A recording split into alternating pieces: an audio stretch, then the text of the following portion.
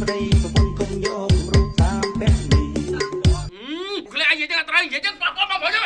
ចាំជួបមេជំនាញខ្ញុំមកមិនបាច់តែមេជំនាញអីទេចាំអញ distract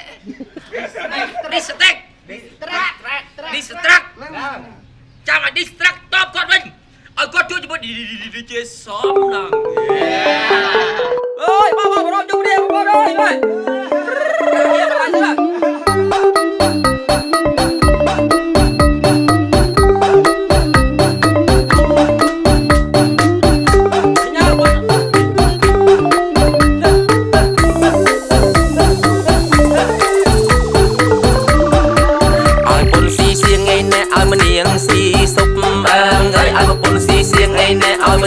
ស៊ីសុបសួរពួកឃ្លាំងការឈប់ប្រយ័ត្នខ្ញុំប្តឹងឲ្យបងថ្លៃសួរឃ្លាំងការឈប់ប្រយ័ត្នខ្ញុំប្តឹងឲ្យបងថ្លៃខែចាចូលឆ្នាំខំចាំមើលពូចេញបត់ថ្មីអើយខែចាចូលឆ្នាំខំចាំមើលពូចេញបត់ថ្មីកុំដើរចោលតែគេអីព្រោះពូខូចដូចតែគ្នាទេកុំដើរចោលតែគេអីព្រោះពូខូចដូចតែគ្នាទេអជីវិតឡើងចោះជួនត្រូវជួនខុសបងរឿងគ្រួសារជីវិតស្នេហាស្ពានជ្រោយចង្វាចាំកាន់សេចក្តីបើកងមិនប្រយ័ត្នគុំមកបន្ទងនៅផ្លូវអីបើប្រឹងនៅពីក្មេងពេញវ័យចាស់ទៅលេងអីនឹងបានធូរអ្នកមានប្រពន្ធមួយមកកុំភ័យព្រួយមករំក្រោយពាក់មីអ្នកមានប្រពន្ធពីរដឹកដៃនារីដែលមករំក្រោយពូ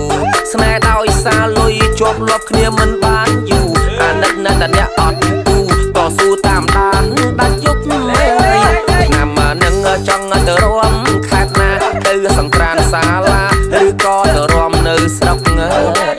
យឆ្នាំមកនឹងចង់ទៅរំខេត្តណាទៅសង្ក្រានសាលាឬក៏ទៅរំនៅស្រុកហើយបានទទួលទេវតាកុំភ្លេចនឹងទទួលម៉ែពុកបើគាត់នៅសប្បាយសោយសុខយើងក៏រកស៊ីធូរធាងហើយអ្នករំជុំទុំពេលចាប់បត់ខ្ញុំនៅកំតាន់ទៅណាជួយយកអាសាខ្ចី$10ទៅមកមកសងវិញអ្នករំលើកឃ្លៀកញើសហូបជាអត់ទូតចេញចាក់ក្លិនមកឡើងជូរហិញដាក់ឃ្លៀកចុះវិញទៅថ្លៃចូលឆ្នាំអីលើចាស់ទឹកតាមផ្លូវប៉ាន់មកសៅស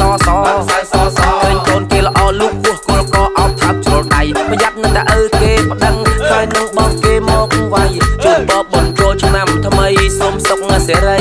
គ្រប់គ្នា